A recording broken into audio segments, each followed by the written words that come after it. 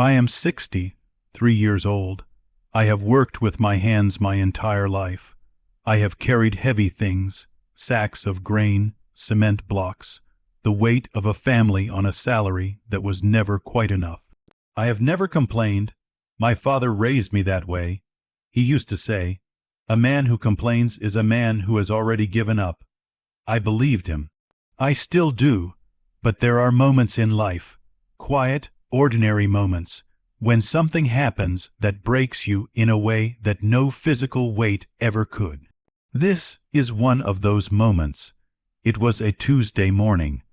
I remember because Tuesdays were always the days I allowed myself a small joy. I would make my tea, walk to the back of the house where I kept my most precious belonging, and I would just look at it, the old bicycle. It was not beautiful. The paint had faded from deep red to something closer to rust and memory. The seat was cracked. The chain had been replaced twice. One of the handles had a piece of black electrical tape wrapped around it from a repair I made in 1987. It was old, broken in places, worn down by years, but it was my father's bicycle. And on that Tuesday morning, I walked to the corner of the yard where I kept it under a small blue tarp, and the tarp was flat on the ground. The bicycle was gone. I stood there for a long moment. I thought maybe I was confused. Maybe I was remembering the wrong corner. I am 63, after all. I walked around the entire yard. I checked the storage room. I checked behind the house. Nothing. I went inside. My wife, Saraya, was in the kitchen, washing dishes with her back to me. My daughter-in-law, Nadia, was sitting at the table scrolling through her phone. My son Karim was somewhere, probably still sleeping. I asked quietly, "Saraya, where is the bicycle?" She did not even stop washing the dishes. She laughed, not a small laugh, a real laugh, the kind you give when someone asks a question so foolish it almost doesn't deserve an answer. "I sold it," she said. I felt something cold move through my chest. "You sold it." Karim needed money. His friend is starting a business, and Karim wants to invest. We needed cash quickly. She turned around and looked at me the way someone looks at a child who is being unreasonable. "Why are you looking at me like that? It was just an old bicycle, Abbas. It was taking up space. It was garbage, Saraya," I said, and my voice was very quiet. "That was my father's bicycle." She looked at me for 1 second. Then she turned back to the dishes. "Your father has been gone for 20 years, she said. "What does a dead man need with a bicycle?" And then she laughed again. I looked at Nadia. My daughter-in-law was still looking at her phone. She did not look up, but the corner of her mouth had a small smile. I stood there in that kitchen, in my own house, in front of my wife of 34 years, and I felt something inside me go completely quiet. Not the quiet of peace, the quiet of a man who has been broken so completely that there is no sound left. I turned and walked out, and I sat in the yard, in the plastic chair near the wall, and I stared at the flat blue tarp on the ground. I did not cry. I am 63 years old, and I have not cried in a long time, but I wanted to. Let me tell you about myself, so you can understand what that bicycle meant. My name is Abbas. I grew up in a small house in a small town. We were not poor, but we were never comfortable either. My father, Rehmat Ali, was a schoolteacher. He taught mathematics for 31 years at a government school. He earned very little, but he was the richest man I ever knew, rich in the way that has nothing to do with money. He woke up every single morning before the sun. He washed his face, made his prayers, and then he put on his clothes, always clean, always pressed, and he rode his bicycle to school. Every morning for 31 years, rain, heat, cold, it did not matter. He rode that bicycle. When I was a child, I would sometimes watch him from the window as he left. The way he sat on that bicycle, straight, backed, calm, unhurried, it made him look like a king, like a man who had somewhere important to be, and was not afraid to take his time getting there. He used to tell me, Abbas, a man's character is shown in the small things, how he treats the people below him, whether he keeps his word, whether he shows up. My father always showed up.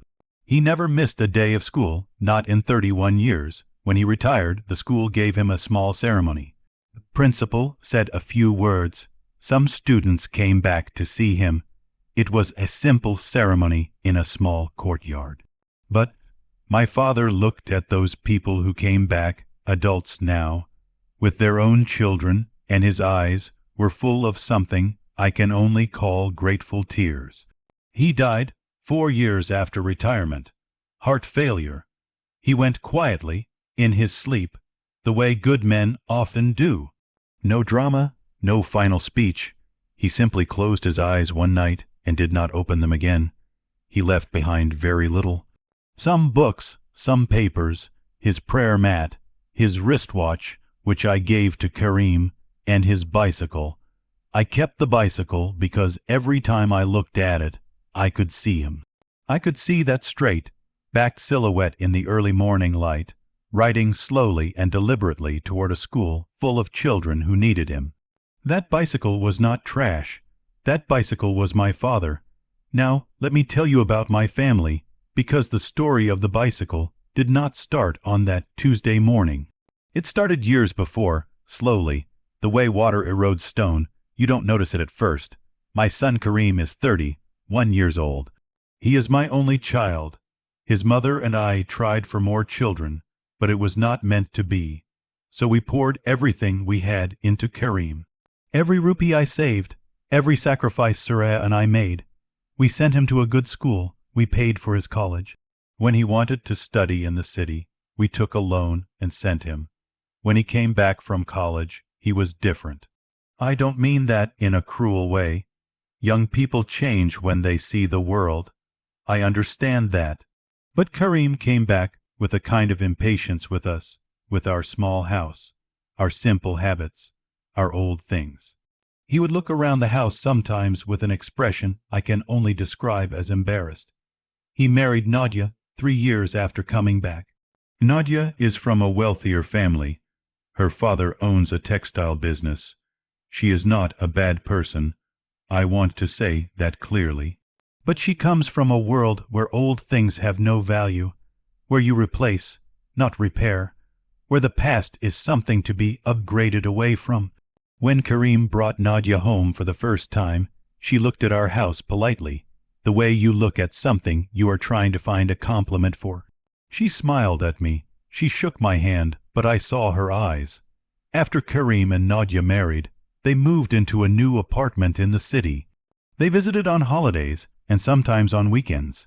These visits were always polite, careful, like two countries with a peace treaty that neither side quite trusted. My wife Suraya, I must be honest about her too. Suraya is not a cruel woman. She never was. But in her old age, she has become very attached to Karim, to his happiness, to his approval. When Karim would make a comment about something in the house, that the curtains were old, that the kitchen needed renovation, Suraya would start talking about changing things. We should throw out these old things, Abbas. Karim is embarrassed when his friends visit. Abbas, Nadia's family has a new car. Why are we still driving that old one? Karim feels bad. Everything was about Karim's feelings, Karim's image, Karim's comfort. I never argued. I am not a man who argues. But inside, I kept a careful, private ledger of everything that was being slowly thrown away. Not just objects, but values. Patience, respect for what came before, gratitude, and then they threw away the bicycle. For 3 days after the bicycle was sold, I said very little. This was not unusual for me. I am a quiet man, but Surya noticed this particular silence, and she did not like it. It made her uncomfortable, guilt perhaps dressed up as irritation. On the second day, she came to me in the yard and said, Abbas, stop being dramatic. It was an old bicycle. I looked at her. I said nothing. You're acting like I sold something precious. It was rusted. It was broken. I said, it was his. She was quiet for a moment. Then she said, Abbas, you have to stop living in the past. Your father is gone. Kareem is our future. I did it for him. I looked at her for a long time. She is my wife, the woman I have shared my life with for 34 years. I know her face better than I know my own. And in that moment, I saw something in her face that I had been seeing for a long time, but had refused to name. She was ashamed of me, not of something I had done, of what I was, a simple man, a quiet man, a man who kept old bicycles. I stood up and I walked inside. On the third day, Kareem called. He did not call to apologize. He called to tell me about the business investment, excited, full of plans. He spoke for 20 minutes about potential profits and growth and the future. He didn't mention the bicycle once. Near the end of the call, almost as an afterthought, he said, Baba, Mama did the right thing, you know. You were never going to use that bicycle. It was just sitting there collecting rust. I said, Kareem. He said, yes, Baba. And then I stopped, because what do you say? How do you explain to your son, your own son, whom you love more than your own life, that he has become someone who does not understand the difference between value and price? How do you say that without breaking something between you that cannot be repaired? I said, I hope the investment works out. He said, Inshallah, Baba, thanks for understanding. I put the phone down. I had not said I understood, but he had heard what he wanted to hear. That is a habit my son developed, and I do not know when it started. It was on the 5th day. I was sitting in the yard in the late afternoon.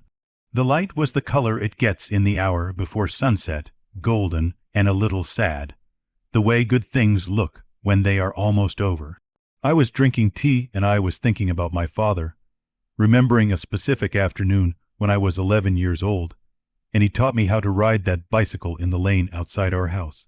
How he ran alongside me, holding the back of the seat, and then, without telling me, he let go. How I rode 10 meters before I realized he wasn't holding on anymore. How I turned to look for him and lost my balance and fell into the dusty lane.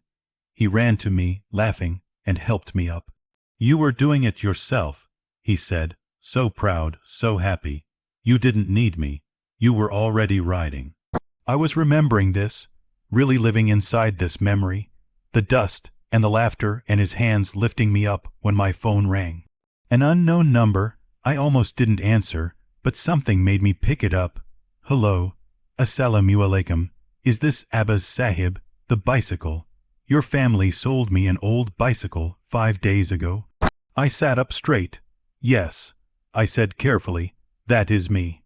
The man on the phone, his name was Imran. He told me. His voice was strange. Careful, like someone trying to carry water in their hands without spilling. Sir, I bought the bicycle for my son. He likes old things, he repairs them. But when we were cleaning it, sir, my son found something. Inside the frame of the bicycle, there is a hollow section. Near the seat post, something was hidden inside. My heart was beating very fast now, but I kept my voice calm. What did you find? I asked. There was a pause. Sir, I think you need to come and see for yourself. I don't feel right telling you over the phone, and I don't feel right keeping it. Please come. Whatever your family sold me, I only paid for it. Bicycle, this other thing, it is not mine. I wrote down his address with a shaking hand. I did not tell Soraya where I was going. I took the bus across the city, 40 minutes, and I found the address. A modest house in a modest neighborhood. A man around 40 years old opened the door, clean, shaven, kind eyes, wearing a simple camise.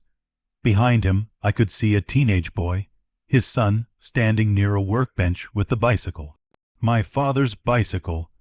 When I saw it, even in that stranger's house, even taken apart and partially cleaned, I felt something move in my chest. Imran shook my hand and invited me in. He offered tea. He was polite in the way that genuinely good people are polite, not as a performance, but as a habit. His son, who was maybe 16, brought the bicycle closer. He had cleaned it carefully. The old red paint looked almost dignified again. "Here," Imran said. He reached to the area near the seat post, where the metal frame has a hollow tube, and he showed me a section that had been carefully sealed with a small rubber stopper, the kind so old and weathered it had become the same color as the metal. You would never notice it if you weren't looking. His son had pried it out carefully. Imran reached into a small cloth and handed me what was inside. My hands were shaking as I took it. It was a rolled piece of paper, thick paper, the kind used for important documents. It was wrapped in a small piece of old plastic, the kind my father's generation used to preserve things, tied with a faded red thread. And underneath the paper, still in the cloth, still in Imran's careful hands, was something that made my vision blur. A bundle of old currency notes and a small folded letter. I didn't count the money. Imran said quietly, "I didn't open the letter. I don't know what is in these documents, but sir, this was hidden by someone deliberately. It belongs to your family, not to me." I looked at this stranger, this man I had never met before this evening, and I felt something I had not felt in 5 days.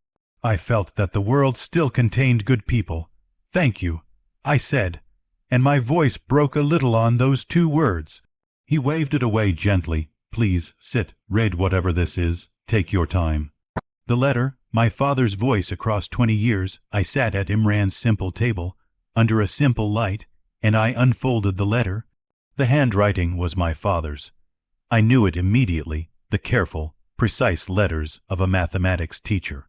Neat, deliberate, every word placed exactly where he meant it to be. The letter was dated 3 months before he died. "My dear Abbas, if you are reading this, then you found my hiding place, or someone else did, and was honest enough to bring it to you. Either way, I am glad. I have hidden some money here, not a great amount, but enough. I saved it quietly over many years, a little from my salary, a little from the tutoring I did in evenings that I never told your mother about, because she would have worried. I wanted to leave you something that was only yours, not for bills, not for the house, for you. I hid it in the bicycle because I knew you would keep it. You always loved this bicycle. From the time you were a boy, you used to follow me to the door every morning when I left. I don't know if you remember this. I remember it clearly. Abbas, I want to tell you some things I was never good at saying out loud. You have been a good son, a patient man, a quiet man. The world does not always reward quiet men. The world is loud, and it respects loudness. But I want you to know that your father sees you. Your gentleness is not weakness. Your silence is not surrender. You carry things without complaining, and that is a kind of courage that most people will never understand. The money is for you. Use it however you wish, to rest, to travel somewhere, to fix something you have been putting off, or simply to keep as a reminder that your father thought of you. But more than the money, I want to leave you this. Do not let people make you feel small, not anyone, not even the people you love. A man who respects himself makes it easier for others to respect him too. I love you, my son. I am proud of the man you are. Your Baba." I sat at that stranger's table for a long time. Imran and his son quietly moved to the other room and gave me my privacy. And in that quiet room, in that stranger's house, with my father's handwriting in my hands, I finally cried. Not because I was sad. I was sad, yes, but that is not why I cried. I cried because my father, 20 years after his death, had still somehow found a way to hold me, to show up for me the way he always showed up, quietly, reliably, without making a show of it. He had been there all along, inside the thing they called trash. When I finally composed myself and unrolled the thick paper, I understood why Imran had been so careful, why his voice on the phone had been so measured. The document was a land deed, a piece of land, a plot of land, registered in my name, transferred to me by my father before his death. A plot in an area of the city that 20 years ago was on the outskirts, almost countryside, farmland and dust. I stared at the document. I read it 3 times. Then I took out my phone and I searched for the area on a map. The area was no longer on the outskirts. Over 20 years, the city had grown. That dusty farmland had been swallowed by development. Apartment complexes, commercial plazas, a new main road running directly through the area. My hands were shaking so hard that I had to put the phone on the table. I called an old friend, a man who has been in property business for 20 years. I described the plot location to him, the size, which was written on the deed. I read him the survey numbers. He was quiet for a moment. Then he whistled. "Abbas," he said, "who does this land belong to?" "To me." I said. "My father left it for me." Another silence. "Abbas, do you know what this land is worth?" I said I did not. He told me. I had to ask him to repeat the number. He repeated it. I sat in a stranger's house, with my father's letter in one hand and my phone in the other, and the number my friend told me was the kind of number that changes the shape of a person's entire life. Not a comfortable amount, not a good amount, a life-changing amount.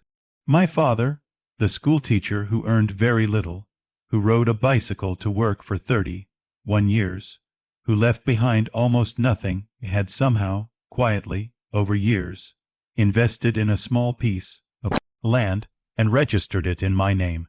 And then he had hidden the proof inside the thing he knew I would never throw away. Because he knew me, he knew that I would keep the bicycle. He knew that the bicycle was safe with me. He just didn't know that one day my wife would sell it for a few thousand rupees to fund our son's business investment. He didn't know about Nadia. He didn't know about the new apartment and the embarrassed eyes and the word garbage. I thanked him, ran with everything I had. I offered him money, a finder's fee, anything. He refused completely. "I have a father too," he said simply, "and I hope that if I left something for my son and it got lost somehow, a good person would return it." His son shook my hand. He had polished the bicycle carefully. He handed it back to me. I fixed the chain too. The boy said a little shyly, "Free of charge. It's a good old bicycle." I looked at that boy, this 16-year-old who repaired old things, who understood that broken did not mean worthless, and I thought, the world still has good people in it. I took a taxi home. The bicycle fit in the trunk. I returned to my house at around 9 in the evening. Saraya was watching television. She looked up when I came in, and she saw the bicycle, and her expression went through several things quickly: surprise, confusion, a flash of guilt, then something harder. "Where did you get that?" she asked. "The man you sold it to returned it." I said, "Why, what is wrong with it?" "Nothing is wrong with it," I said. "He is a good man." I carried the bicycle to its corner of the yard and covered it with a blue tarp. Then I came back inside. Saraya was standing in the middle of the room, arms crossed. "Abbas, what is going on? Why did he return it? Did something happen?" I looked at my wife. My partner of 34 years, the woman who laughed when I asked where my father's bicycle was. "Sit down, Surya," I said.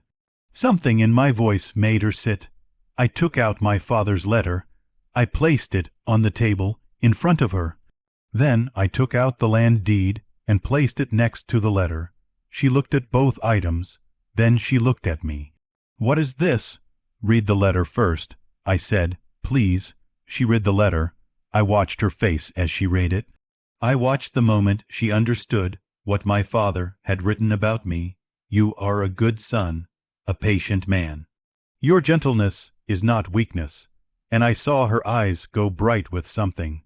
Then I explained the land deed. I explained where the land was. I called my property friend again, put the phone on speaker, and let him explain the value of the plot. When the call ended, Saraya was sitting very still. "Abbas," she whispered, "call Karim." I said. She looked at me. "Call him," I said. "Tell him to come, Nadia too." She called. They came the next morning. Karim arrived looking a little annoyed. He had taken time off from the city for what his mother had vaguely described as something important. Nadia came in looking polished and a little impatient. I sat at the table. I had made tea. The letter, the deed, and the small bundle of old currency notes were in the center of the table. Karim looked at the papers. "What is all this, Baba?" I told them the whole story, from the bicycle disappearing, to the phone call from Imran, to the hollow frame, to the letter, to the land deed. I told it calmly and completely. I did not raise my voice. I did not add drama. I simply told the truth, the way my father taught me, carefully, without wasted words. When I finished, the room was very quiet. Karim was staring at the land deed. His face had gone pale. Nadia's impatience had disappeared. She was sitting very still, her hands folded in her lap, her eyes not quite able to look at me directly. "Baba," Karim said finally, "I didn't know." "I know you didn't," I said. "If we had known, Karim," I said gently, "if you had known there was money inside, then it would have been for the right reason. I need you to understand that the reason it is wrong is not because of the money. Do you understand what I am saying?" He was quiet for a moment. "It was Dada's bicycle," he said softly. "Yes, and we called it trash." The word landed in the room like a stone into still water. Nadia made a small sound. I looked at her, and she was pressing her fingers to her mouth, her eyes bright. "Uncle," she said. She always called me uncle in formal moments. "I'm sorry." It was the first time she had ever apologized to me for anything. I nodded at her. Then I looked at Soraya. She had not spoken since the previous evening. She looked older this morning. Smaller somehow, the way a person looks when they are carrying something heavy on the inside. "Abbas," she said, and her voice was very thin when I laughed. "I wasn't laughing at your father. I want you to know that. I just thought. You thought it was junk," I said. "Yes, because it was old and broken, looking, and not valuable in any way you could see." She looked down. "Yes, Soraya?" I said, "My father was old, and he did not look valuable in any way you could see either. That is why you put his memory under a tarp in the corner of the yard, because he was not useful anymore. He was not generating income. He was not impressing anyone." She was crying now, quietly, the way she cried when she was truly sorry about something rather than just upset. "I loved your father," she said. "I know you did," I said. "Once, but we have been living in a house where the future is the only thing that matters. And when you only look forward, you stop seeing what is behind you.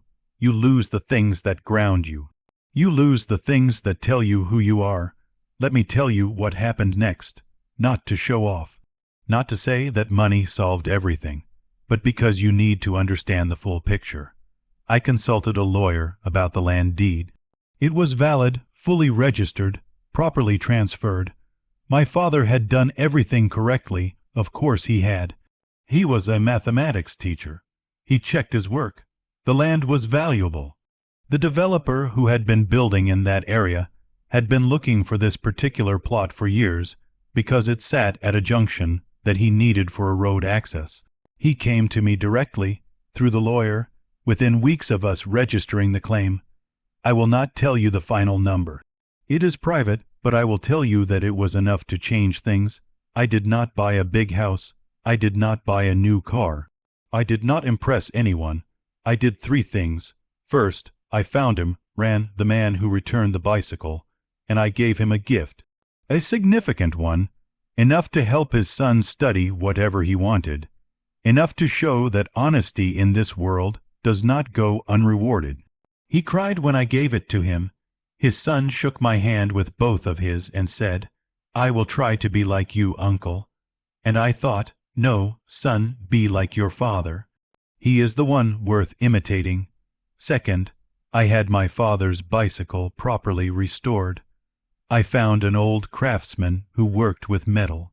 I had it cleaned, repainted deep red, exactly as it was, the seat repaired, the chain replaced.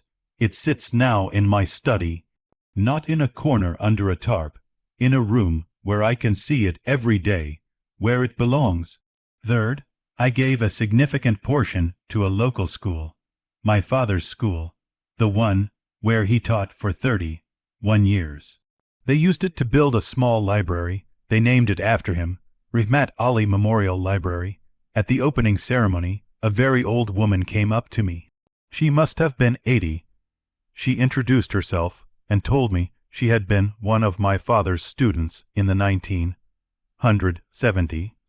She said he was the only teacher who ever made her feel like she was capable of understanding mathematics.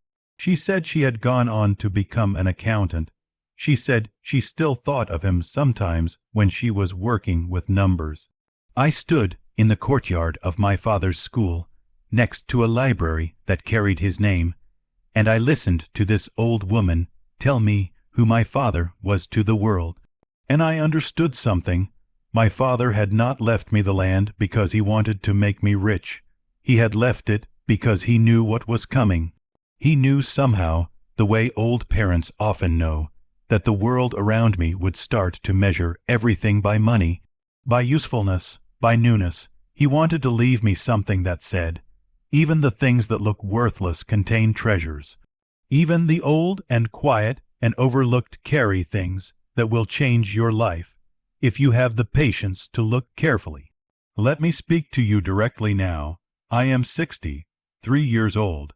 I have seen enough of life to know that it is full of bicycles. Not actual bicycles, but things that look like junk to some people and like gold to others. Old parents sitting quietly in corners. Grandmothers telling stories that nobody has time to listen to. Traditions that seem outdated. Relationships that seem to need too much maintenance. People who have stopped being visibly useful. We live in a world that worships the new, that throws away the old, that asks only one question about everything: is this still valuable? But we are asking the wrong question. The right question is, do I understand what this is worth? Because value and price are not the same thing. They never were. Your grandfather's stories are not worth anything on the market, but lose them, and you have lost something you can never replace. Your mother's recipes, written in her hand in a notebook with a cracked spine, worthless to a stranger, priceless to you. Your father's bicycle. My son learned this, not easily, not cheaply, but he learned it. Kareem came to me a month after everything happened. Not to talk about money, not to ask for anything. He came on a weekday without Nadia, and he sat with me in the yard in the afternoon light, and he said, "Baba, I want to hear about Dada." And I told him everything I remembered, the bicycle mornings, the lane where I learned to ride, the school ceremony with the returning students and the grateful tears, the way he made tea, the things he used to say. Kareem listened.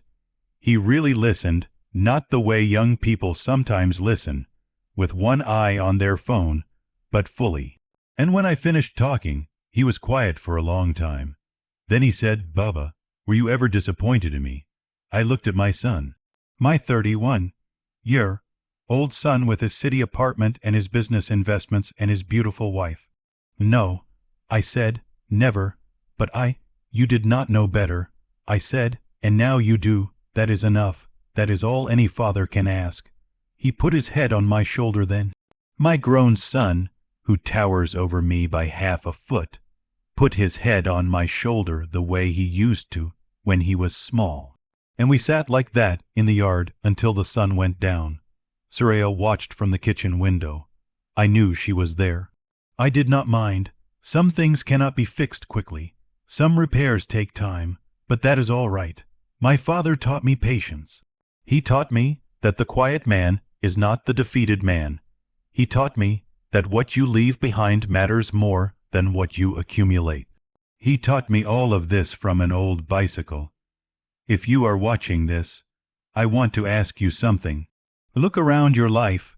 Look at the people in it who are old or quiet or overlooked. The parents who sit in silence because they don't want to be a burden. The grandparents whose stories nobody asks for. The things in your home that look like junk but were once someone's treasure. Do not sell them, not for any price, because one day, I promise you this, One day you will realize what you threw away. And regret is a heavier weight than any bicycle. Respect the old. Honor what came before you. Ask your parents about their lives before it is too late. Keep the things they kept, at least long enough to understand why they kept them. And if someone calls those things trash, look them in the eye and say quietly, "You don't know what this is worth, but I do. That is the lesson my father left me."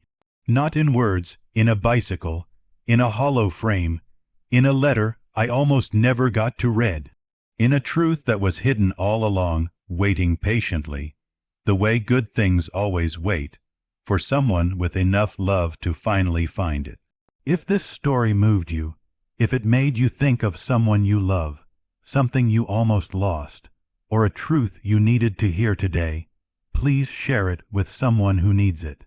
And if you're new here, subscribe, because every week we bring you stories like this one. True to life, close to the heart, and never forgotten. Thank you for watching. Take care of the people around you while you still can.